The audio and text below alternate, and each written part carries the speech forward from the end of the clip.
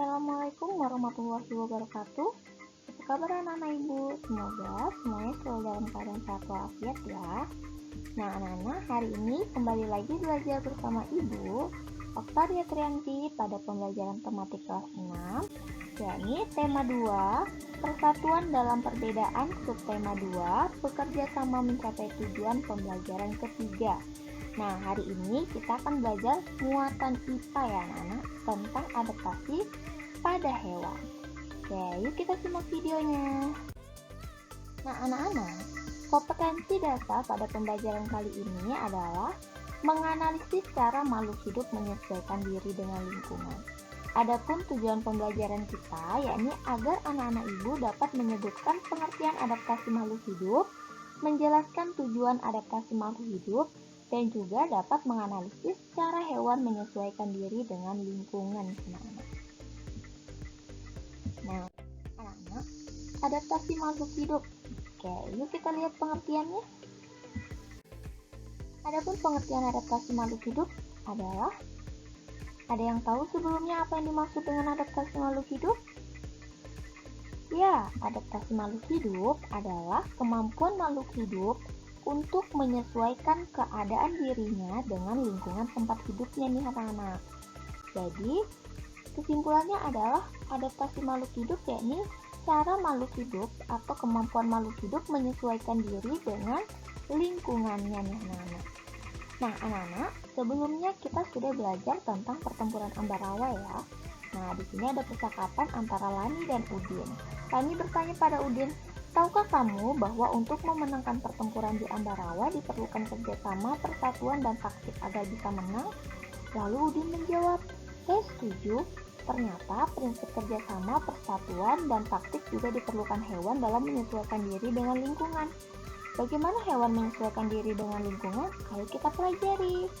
Nah, jadi anak-anak, hewan dalam menyesuaikan diri dengan lingkungan itu juga memerlukan prinsip kerjasama ya, dan juga persatuan, serta taktik juga diperlukan. Nah, anak-anak, apa sih tujuan dari adaptasi makhluk hidup?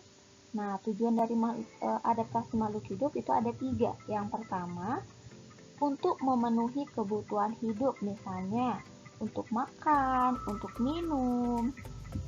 Kemudian yang kedua, itu mengatasi kondisi lingkungan yang ekstrim, misalnya lingkungan yang sangat panas, atau lingkungan dingin, atau juga lingkungan yang kering. Nah, selanjutnya, tujuan dari adaptasi makhluk hidup adalah untuk melindungi diri dari pemangsa. Jadi untuk melindungi dirinya dari predatornya ya, anak-anak. Nah, apa saja sih atau bagaimana sih cara adaptasi hewan terhadap lingkungannya? Oke, yang pertama ini ada hewan belalang sembah ya.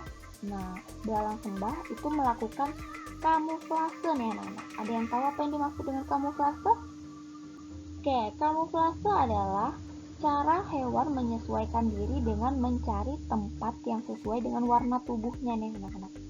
Jadi, seperti belalang sembah, itu biasanya dia sering hinggap pada daun untuk menyesuaikan warna dan bentuk tubuhnya. Nah, karena dia warnanya hijau, jadi dia memilih tempat tersebut untuk tempat dia hinggap. Sehingga tujuannya apa? Agar musuhnya itu tidak dapat menemukan dia atau kesulitan menemukan dia karena warnanya sama-sama hijau. Nah, yang selanjutnya ada bunglon nih anak-anak. Bagaimana bunglon beradaptasi?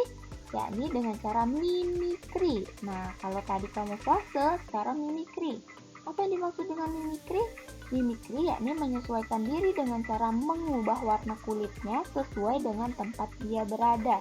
Nah, jadi ketika bunglon misalnya berada di daun, kemudian dia pindah ke kayu, maka yang tadinya dia berwarna hijau, dia akan berubah berwarna coklat dan kehitaman, atau sebaliknya, ketika dia berada di kayu dia akan pindah ke daun, maka yang tadinya dia berubah dari warna coklat berubah menjadi warna hijau.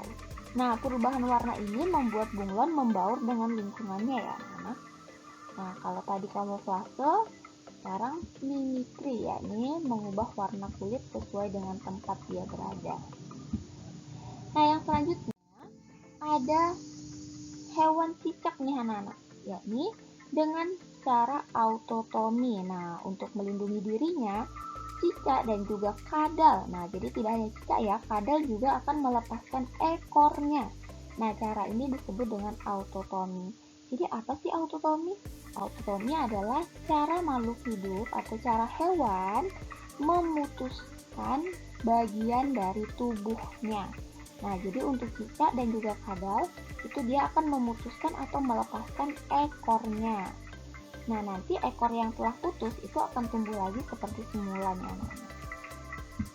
Nah, yang selanjutnya ada hewan terenggiling. Nah, hewan terenggiling itu melakukan penyesuaian diri dengan menggulungkan tubuhnya membentuk spiral.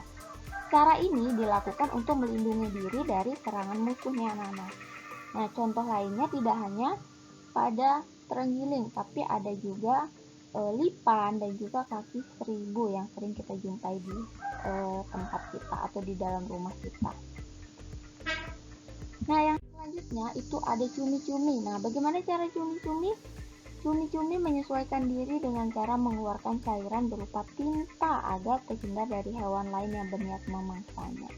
Nah, begitulah cara cumi-cumi menyesuaikan diri dengan lingkungannya. Jadi ketika ada musuh atau bahaya mengancam, dia akan mengeluarkan tinta hitam. Nah, selanjutnya ada walang sangit.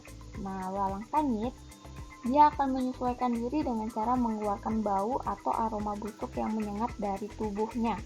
Hal tersebut bertujuan agar walang sangit terhindar dari predator atau hewan lain yang ingin memangsanya.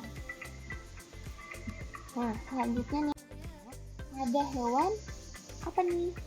Ya, ada hewan siput. Nah, siput seperti yang kita tahu dia punya rumah ya. Nah, yang kita sebut dengan rumah ini disebut dengan cangkang. Jadi, siput menyesuaikan diri dengan cara berlindung dalam cangkangnya yang keras. Jika ada bahaya yang mengancam, maka dia akan masuk ke dalam cangkangnya atau ke dalam rumahnya. Nah, begitulah cara dia melindungi diri dari musuhnya. Tidak hanya siput nih anak-anak. Kita juga biasanya sering menjumpai yang di pinggiran laut atau di dekat pantai mungkin ya. Ya, ada yang tahu?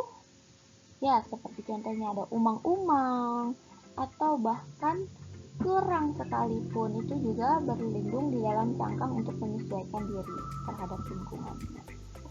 Nah, anak-anak,